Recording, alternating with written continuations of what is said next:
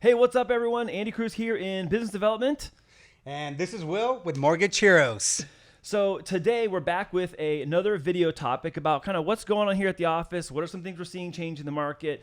And the thing we're going to talk about today is actually something that's starting to be a little bit more frequent as people are having a lot of high equity value and it's maintaining its value in the housing market right now. And we have people asking about cash out refinances. So Memo's going to tell us today about one specific transaction that might relate to you and how these people are using their home equity and putting it to work to help them in their finances. And that's correct, Andy. You know, one of the things we want to do is we want to make sure that it relates, especially nowadays having so much equity, which is something we haven't seen before. This is the most we've ever seen any homeowner have is that much more in equity. So it's been great. So want to make sure that we provide some information where it becomes relatable. Yeah. You know? Yeah. And so most homeowners have all this equity. Well, how do we leverage that situation, you know, and help others figure out, well, what can I do with that equity? Right. You know? Instead of letting it just sit there, like, how can we put some of it to use? Absolutely. So one of the things that we're currently seeing, Andy, is people exploring the options of either getting a HELOC, which is a home equity line of credit. It Right. works like a credit card, etc. Sure. You know, you pay as you use. Or what do I do if I use some of my equity and just put it as consolidate all my debt? Okay. So those are the two questions that we're really seeing a lot of. People are wanting to use it for pools. You know, they want to build a pool. Right. They want to build an ADU. They simply just want to pay off $80,000, $100,000, $200,000 worth of debt, you know? And so one of the ways we're doing that is by making sure that we're looking at the whole financial situation of each particular client that we represent. Yeah. And we're noticing right now that the best options are, why don't we leverage the equity that you currently have? Okay. And so, and I'll share the details, you know, of a current transaction that we're actually assisting one of our previous homeowners with a refinance.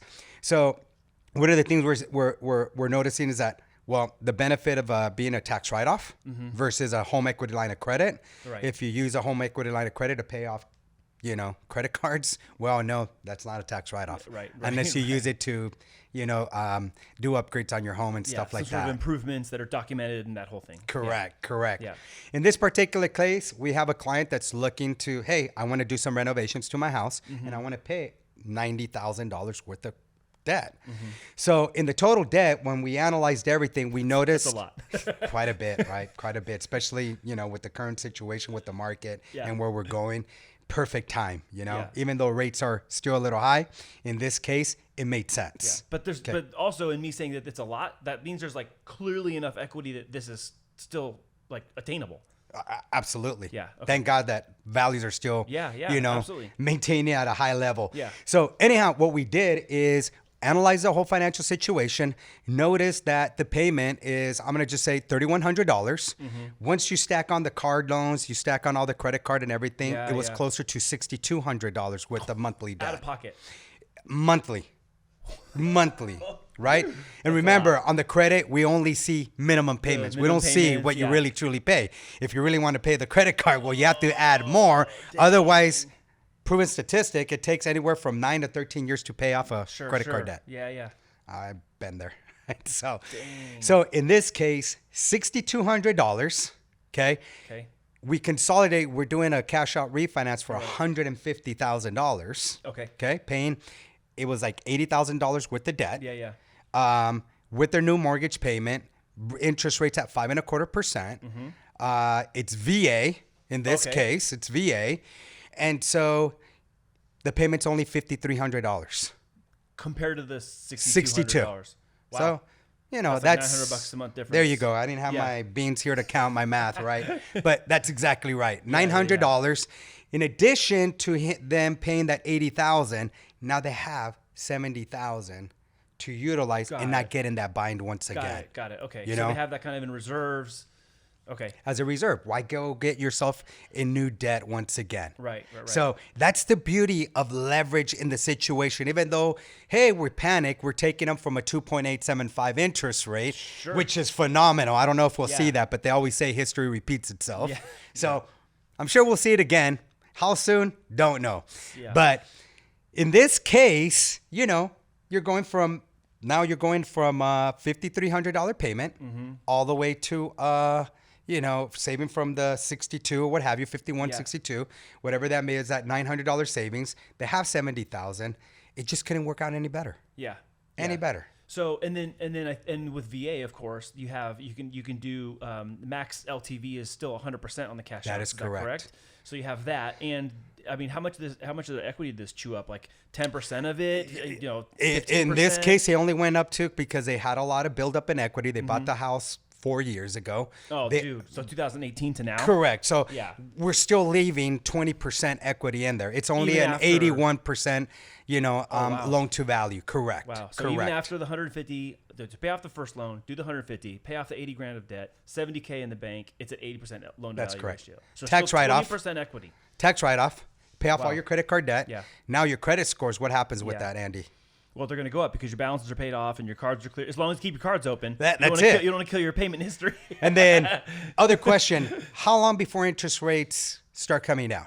Would you Probably, say, historically speaking, in the last 10 to 20 years? I'd say in the next 18 to 36 months. There you go. I think we're only a year and a half to 3 years before rates are going to correct. I agree with you. Because they have to with pressure. I think agree. That's what's going to happen. And that's what I'm saying. I'm saying more like between 18 and 24 months. Yeah. So let's just say it's 24 months. Yeah. And the rates go back down to even a 3.6, more or less. Yeah. That's still going to take out a minimum of $600 to $700. Oh yeah, of course. And over the over the course of that time, but you know, the credit's going to still be high, especially if they're not assuming new debt. That's You're going to be able correct. to get a lower rate, and you're not even that far into this current 30-year term That's paying off correct. all that debt. So That's correct. That's really like that's like a mega flex. Yeah. That's like a mega flex. Like let's take all this. The market's done the work on creating the equity. Then you just convert that into this situation. That helps out a lot. I would say that's leverage at its best.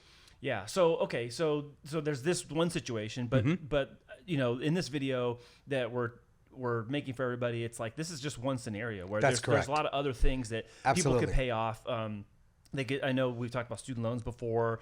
I know we talked about people who are looking to maybe start their side business or invest in their side business That's to ramp it up a little bit more. So there's a lot of other scenarios that exist Yeah. beyond this one example Yeah. where people are making a decision to use the positive outcome of the market ramping up over the last couple of Correct. years to take that equity and then put it to good use for what they're looking at down, not what we're looking at down Yeah. the road, but what they're hoping to have down the road. Absolutely. You know, our goal is just to make sure that we present this information. Yeah. So if it relates to you, now you know there's a solution. Because of COVID, they had that forbearance where homeowners didn't have to make certain payments Yeah, right. during that time, right?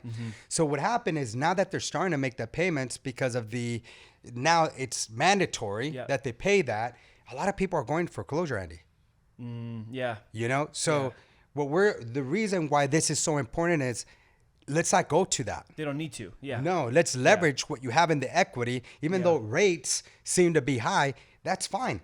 Yeah. Is the interest that you pay into it a tax write-off? Yeah. Yeah, Yeah. the interest rate always is. And I think that speaks to like the broader idea, which is like the rate is only one part of the whole scenario, and it's relative to your situation. Because I know correct. this from our previous early in our career back in the 08, 09 days where we don't know how to help you unless you bring your situation Correct. up. Now we can call it. everybody, we can email everyone, we can send videos out all day long till we're blue in the face and whatever, but until the situation presents itself and we know the details, we actually can't help. So I've been talking about on Monday Mortgage Minute for several weeks now, like just even if you feel embarrassed or a little bit timid or even ashamed, like please Yeah. don't feel that way. Like Don't. come and ask us, Yeah. what can I do in this situation? Nah, Because exactly. maybe you feel like there's nothing you can do, but we might know something or have already Yeah. done something that cures the problem you show up with. Yeah. And the majority of the time, I already have that information anyhow. Yeah, it's like at your it's at your So fingertips. Yeah. I already have all that. You know, I'm one of those people that save everything and I'm organized with everything. So I just want to make sure that we're able to assist you before it's too late. Yeah, that's right. You know, and we see a lot of people putting their houses on the market. I actually just have one that, you know, they just put their house on the market because they went 18 months without making a payment. And now they have no wow. choice. Now there's attorneys involved. There's all that stuff wow. involved. And so now it's too costly for them to keep the house because they don't have They have to do that in order to back pay everything that they didn't do. They don't have the funds available, and they don't have a family member to help them with that. So now they have to sell the home. The bad thing about this is, you know, father passed away. Mom kept the property. Mom can't make the payment. Oh, man. You know, and so they fell behind 18 months. So those are the facts or things that are happening. Okay. You know, Yeah. so I want to make sure that none of our clients and nobody goes with that, especially if you have all this equity, is just leverage it. Yeah. Okay. No, that's really good. I'm glad you said that. Andy, I think this is great information for us to share and to relate with our audience, you know? Yep. So if you have any questions, it doesn't cost you a penny to get the right answer, but it'll cost you thousands if you don't ask. So give us a call, send us a message. We're here to make sure that you succeed. Your success is our success.